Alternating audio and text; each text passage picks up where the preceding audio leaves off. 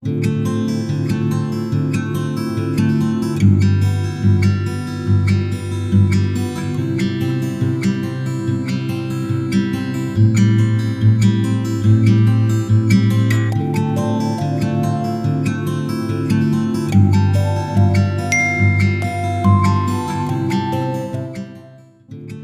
बार फिर से आप सभी का स्वागत है।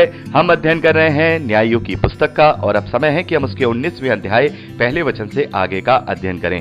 मेरे प्यारे भाई बहनों, इस संदेश को सुनने से पहले मैं आप सभी से निवेदन करना चाहूंगा, यदि आपने 19वें अध्याय से लेकर के 21वें अध्याय तक इसे पहले से ही रीड किया हुआ है तभी सुनिएगा। यदि आपने नहीं सुना है तो अभी पॉज करके 19वें अध्याय से लेकर के 21वें अध्याय तक पढ़कर ही इस संदेश को सुनिएगा।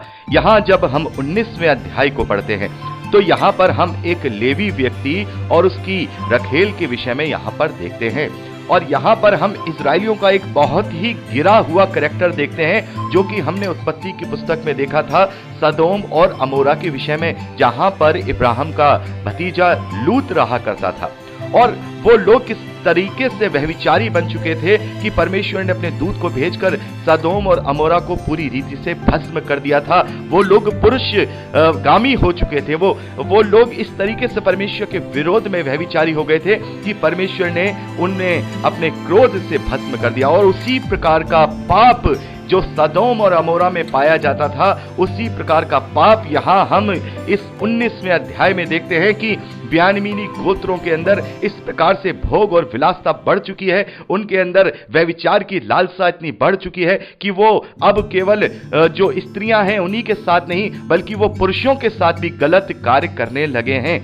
और यही पूरी घटना यहाँ 19वें अध्याय में दर्शाई गई है कि इजराइल के पूरे इतिहास में कभी इतना गिरा हुआ कैरेक्टर किसी गोत्र में नहीं दिखाई दिया। यहाँ हम देखते हैं कि एक लेवी है और उसकी रखेल है। तो यहाँ पर हम लेवी का भी कैरेक्टर देख रहे हैं कि बहुत अच्छा कैरेक्टर नहीं है।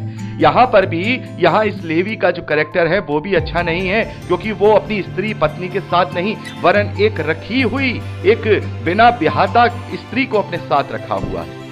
और हम देखते हैं कि वो रास्ते में उसे लेकर के जाता है। वो सारी आप स्टोरी पढ़ लीजिएगा, उससे हमें कोई ज्यादा समझने की जरूरत नहीं है, केवल ये पूरा एक वर्णन लिखा गया है इसलिए एक एक बात लिखी है। तो वहां हम देखते हैं कि वो बिन्यामीनियों के बीच में एक जगह ठहरता है। बिन्यामीन गोत्र का जो इलाका है, बिन्यामीन गोत्र के लोग वहां रहा करते थे, वो वहां पर ठहरते हैं। और वहां पर हम देखते हैं कि जहां वो अपनी उस स्त्री को लेकर के ठहरा हुआ था, वहां बिन्यामीन के लुच्चे लोगों ने उस घर को घेर लिया और वहां पर घेर कर वो ही घटना दोहराई गई है जो हमने उत्पत्ति की पुस्तक में सदोम और अमोरा के देश में देखी थी, उन शहरों में देखी थी कि जब वो परमेश्वर के दूत लूत के घर में थे तो उस पूरे घर को उस नगर के लोगों ने घेर लिया था कि इन पुरुषों को हमें सौंप दे ताकि हम इनके साथ गलत कार्य कर सके। तो यहां पर भी यही बात होती है। लेकिन यहां हम देखते हैं कि जो वो लेवीय था उसने अपनी उस रखी हुई स्त्री को उनको सौंप दिया, बाहर भेज दिया। और वो लोग वहशियों की तरह परमेश्वर से जो वो लोग दूर हो चुके हैं, अपने गंदे कार्य उस स्त्री के साथ सुबह भोरे तक करते रहे, उसके साथ वो लीला क्रीड़ा करते रहे, उसके साथ उसका बलात्कार करते रहे। मेरे प्यारे भाई बहनों, इतने सारे लोगों ने जब उस स्त्री का बलात्कार किया तो हम देखते हैं सुबह तक उसकी मृत्यु हो जाती है, वो मर जाती है।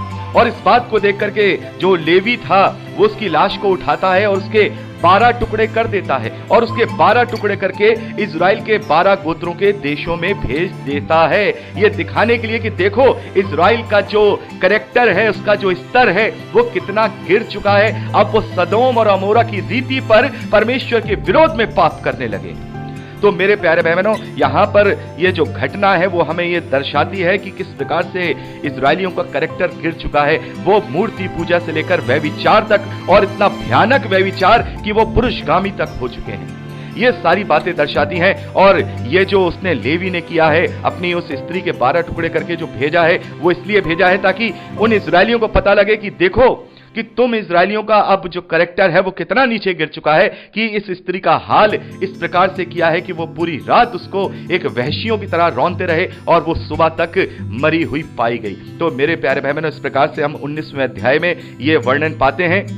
और 20वें अध्याय में हम देखते हैं कि जब ये बात सारे इजरायलियों को पता लगती है, मेरे प्यारे भाई बहनों आप इसे पढ़ लीजिएगा, ये बात जब सारे इजरायलियों को पता लगती है तो सारे इजरायली इकट्ठे होकर के क्या कर रहे हैं, वो बिन्यामीनियों पे अब चढ़ाई कर रहे हैं कि अब इन्हें हम अपने बीच में से खत्म कर देंगे, इन्होंने सदोम और अमोरा जैसा कार्य किया है।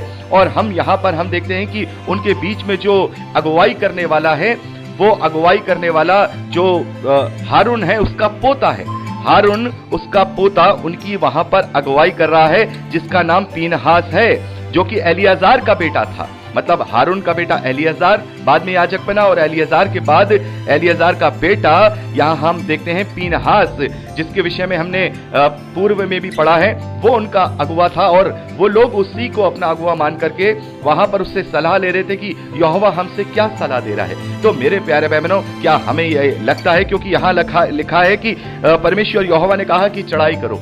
तो अभी हमने क्या पढ़ा था 18वें अध्याय में कि उन दानी गोत्र के लोगों ने उस पुरोहित लेवी से पूछा कि यहोवा की क्या मर्जी है, तो उसने अपनी तरफ से मन घड़त बोल करके यह कह दिया कि कुशल क्षेम से जाओ, परमेश्वर की कृपा दृष्टि तुम्हारे साथ है। तो यहां पर भी हम देखते हैं कि क्या पीनहास जो हारून का जो पोता है, एलियाजार का जो बेटा है, क्या सचमुच में यहाँ पर जो बिन्यामीनियों के विरोध में यहाँ ये जो युद्ध लड़ा जा रहा है, तो क्या इजरायलियों को परमेश्वर की सलाह सही रीति से वहां मिल रही होगी? मेरे प्यारे भाई बहनों, मेरा विश्वास है कि जब इजरायलियों का स्तर इतना गिर चुका है तो परमेश्वर किसी भी इजरायली से डायरेक्ट बात नहीं कर रहा है। वहां जैसे कि इस पूरे 17वें अध्याय से लेकर के 21वें अध्याय तक की जो मेन की जो वचन है वो यही है कि उन दिनों इजरायलियों का कोई राजा नहीं हुआ करता था, और जिनका जो मन करता था वो वैसा ही किया करता था।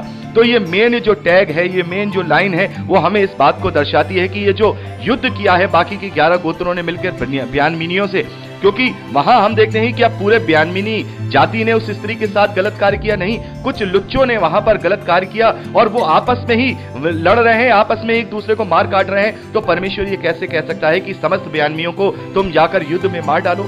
तो जिसका जो मन कर रहा था वो वहां कर रहा था, जिसका जो मन कर रहा था वो वहां कर रहा था। और इजरायलियों ने जैसे तैसे बिन्यामीन के गोत्र पर अपनी विजय प्राप्त करी और उन्हें इतना काटा, इतना मारा है कि वहां पर वो ढूंढ ढूंढ कर उन्हें मार रहे थे, अपने भाइयों को वो ढूंढ ढूंढ के मार रहे थे। और वहां पर हम देखते हैं इस प्रकार से बिन्यामीनियों के कुछ ही लोग वहां पर बचते हैं। और फिर क्या होता है, फिर हम 21वें अध्याय में पढ़ते हैं, आपने पढ़ा ही होगा कि जब बिन्यामीनियों को अपने भाइयों को वो काट पीट करके बैठ जाते हैं तो फिर उन्हीं के लिए दुख मनाते हैं कि हे यहोवा, हमारा तो एक गोत्र हमसे कट गया, 12 गोत्रों में से एक गोत्र हमसे कट गया, और फिर उसके लिए दुख मनाते हैं। अरे क्यों दुख मना रहे हो? पहले क्यों काटा? पहले क्यों लड़े? पहले तुमने सभी को क्यों सजा दी? ढूंढ ढूंढ करके बिन्यामीनियों को मार डाला तुमने, अब उसके बाद तुम रो रहे हो? 21वें अध्याय में आपने इस बात को पढ़ा होगा। मेरे प्यारे भाई बहन, आप इसे जरूर पढ़िएगा, आप जरूर पढ़िएगा कि किस प्रकार से जिसका जो मन कर रहा था वही यहां पर कर रहा था, कैसे उनका कैरेक्टर, उनका स्तर पूरी रीति से गिर गया था। तो जो लोग परमेश्वर की सलाह के बगैर और हम कहेंगे गलत रीति से ये सोचते हैं कि परमेश्वर ने हमें सही सलाह दी है, और वो परमेश्वर ने नहीं दी, लेकिन वो सोचते हैं कि हमें परमेश्वर ने दी है, तब वो ऐसे ही रोते हैं, और जो मसीह विश्वासी अपने अगुओं की सुनकर के अपने जीवन को जीते हैं, वो ऐसे ही रोते हैं जैसे यहां पर इजरायलियों के 11 गोत्र रो रहे हैं, क्योंकि उनसे परमेश्वर नहीं कहता है। बहुत सारी बातें हम देखते हैं कि हम लोग परमेश्वर से या पवित्र आत्मा से सीधा नहीं मानते हैं, हम अगुओं के पीछे पीछे दौड़ने लगते हैं, अगुओं के पीछे पीछे भागने लगते हैं। वो अगुआ हमसे क्या कह रहा है, हम उससे कहेंगे, वो हमारा आत्मिक पिता हमसे कहेगा वही बात मानेंगे, वो हमारा आत्मिक पिता हमसे कहेगा वही बात मानेंगे। तो यहां पर बात मानी तो है पीनहास की। पीनहास कह रहा है कि यहोवा कहता है कि जाओ सारी चीजें करो, तो यहोवा कहता है तो फिर बाद में तुम रो क्यों रहे हो? तो बाद में रो रहे हो और कसम भी खा ली। यहां पर हम 21वें अध्याय में देखते हैं कि इजराइल के बाकी गोत्रों ने यह कसम खा ली कि हम अपनी कोई भी बेटी अब बिन्यामीन के गोत्र को नहीं ब्याहेंगे, और अब इस बात के लिए चिंतित भी हो रहे हैं कि बिन्यामीन का गोत्र आगे कैसे बढ़ेगा। और फिर उसके लिए जिसका जो मन कर रहा था वो उन्होंने किया। आप 21वें अध्याय में पढ़ सकते हैं, एक वाहियात तरीके से उन्होंने वहां पर कुछ स्त्रियों को वहां पर अपने कब्जे में कर लिया और उन्हें अपनी पत्नी करके ले लिया। तो यह परमेश्वर की आज्ञा नहीं है मेरे प्यारे भाई बहनों। अगर आप 21वें अध्याय को पढ़ेंगे तो आपको यह ना लगे कि ये परमेश्वर ने ये सारी बातें कराई है, परमेश्वर की ओर से नहीं है, क्योंकि यहाँ की जो मेन टैग जो वचन है वो यही है। और सबसे लास्ट में जब हम 21वें अध्याय उसके सबसे लास्ट में वचन 25वें वचन को पढ़ते हैं तो वहां भी यही लिखा है कि उन दिनों इजरायलियों को इजरायलियों का कोई राजा ना था, जिसको जो ठीक लगता था, जो अच्छा लगता था वो वही करता था। तो यहाँ पर इजरायलियों को जो अच्छा लग रहा था वो कर रहे थे, व्यवस्था के अनुसार नहीं, परमेश्वर की आज्ञा के अनुसार नहीं, परमेश्वर के नियमों के अनुसार नहीं, परमेश्वर की विधियों के अनुसार नहीं, बल्कि जिसका जो मन कर रहा था वो वहां पर अपने आप कर रहा था। चाहे वो ब्यानमीनियों के लिए जो पत्नियों की व्यवस्था यहाँ 21वें अध्याय में आपने पढ़ी होगी, बड़ी ही घृणित आपको वहां लगी होगी, लेकिन ये परमेश्वर की ओर से नहीं था। ये इजरायलियों का कैरेक्टर है यहाँ जो हम 17वें अध्याय से लेकर के 21वें अध्याय तक पढ़ रहे हैं कि यहोवा का नाम लेकर यहोवा के ही विरोध में कार्य कर रहे हैं। तो मेरे प्यारे भाई बहनों, हमें यहां इससे शिक्षा लेनी है। हमें कोई भी अपने मन से बातें नहीं करनी है, जैसे यहां पर इजरायली जिनके जो मन में आ रहा वो कर रहे हैं। हमें ऐसे नहीं करना है। हमें वचन को ही अपना अगुवा बनाना है, हमें पवित्र आत्मा को ही अपना अगुवा बनाना है। किसी मनुष्य को नहीं बनाना, किसी अगुवे को नहीं बनाना, किसी बिशप को नहीं बनाना, किसी पोप को नहीं बनाना। तो क्या हो रहा है कि पोप ने ये कह दिया इसलिए हम ये सारी बातें करेंगे, पोप ने कह दिया इसलिए हम ये सब करेंगे। तो एक मनुष्य के पीछे ही तो चल रहे हैं हम सब। अगर मैं हम सब की बात नहीं कर रहा, मतलब जो लोग मनुष्यों के पीछे चल रहे हैं, चाहे रोमन कैथोलिक चर्चिज हैं वाले हैं तो वो अपने अगुवे के पीछे चल रहे हैं, पोप के पीछे चल रहे हैं। तो चाहे वो मेथोडिस्ट वाले हों, चाहे वो पेंटाकोस्टल हों, चाहे वो प्रोटेस्टेंट हो, चाहे वो कोई भी हो, उनके अगुवे ने कहा कि ऐसा होता है, उनके फाउंडर ने कहा ऐसा होता है, वो कहते हैं यस आप ही जो कह रहे हैं वो सही कह रहे हैं। कोई बाइबल को उनके पन्ने पलट के नहीं देखता। परमेश्वर कहता है कि मेरे ज्ञान के ना होने से मेरी प्रजा नाश हो गई। अगर यहां वो व्यवस्था को देखते तो व्यवस्था में लिखा है कि तुम एक होकर के रहना, तुम एक होकर के रहना, तुम्हारा जो न्याय है वो न्यायी करे, तुम्हारा जो न्याय है, तुम में जो प्रधान नियुक्तियां हैं वो करे। लेकिन यहां क्या किया, 11 गोत्रों ने मिलकर ब्यानमीनियों पर चढ़ाई कर दी। किस लिए चढ़ाई कर दी कि कुछ ब्यानमीनियों ने उस लेवी की रखेल के साथ दुराचार किया था। तो उनको सजा देते ना, उनको पथरवा करके मार देते ना। पूरे दानियों को क्यों मार दिया? तुम्हारे अंदर काफी तुम ज्यादा धार्मिक थे, तो यहां पर तो कर दिया ना न्याय। इसीलिए तो प्रभु यीशु मसीह ने कह दिया है कि तुम किसी का न्याय मत कर देना, किसी पर दोष मत लगा देना, क्योंकि न्याय करने का अधिकार तुम्हारा नहीं है। लेकिन यहां पर न्याय किया जा रहा था और बाद में उससे अपने किए पर पछतावा भी हो रहा है और रो भी रहे हैं। यहां पर हम देखते हैं कि वो लोग इस बात के लिए पछताते भी हैं। यहां पे कहते हैं कि वो हम 21वें अध्याय 6 वचन में, तब इजरायली अपने भाई ब्यानमीन के विषय में यह कहकर पछताने लगे, आज इजराइल में से एक गोत्र कट गया है। क्यों पछताए? क्योंकि परमेश्वर ने अगर वो आज्ञा दी होती तो वो नहीं पछताते। उन्होंने अपनी मर्जी से जो उनका मन करता था वो ही करने लगे हैं। तो हमें भी अपनी मर्जी से सारी चीजें नहीं करनी है कि जो हमें अच्छा लग रहा है हम वही करेंगे। हमें अच्छा लग रहा है तो हम ये करेंगे। बहुत बार मेरी कई लोगों से बहस हो जाती है कि अरे नहीं ये तो हम कर सकते हैं, हमें तो ये अच्छा लगता है, परमेश्वर इससे क्या मतलब। लेकिन आपने अपनी मर्जी चला दी है। अगर अपनी मर्जी से जिएंगे तो फिर परमेश्वर को जवाब देना पड़ेगा। वचन के अनुसार जिएंगे तब परमेश्वर के सामने है आपके साथ खड़े होंगे, पूरे हिम्मत के साथ अपनी नजरों को उठा करके इसके सामने खड़े होंगे। किसी अगुवे की नहीं, किसी बिशप की नहीं, किसी पोप की नहीं, किसी अपने फाउंडर की नहीं, बाइबल की सुनना है, बाइबल की सुनना है। जेम्स की भी नहीं सुनना, किसी और अगुवे की भी नहीं सुनना।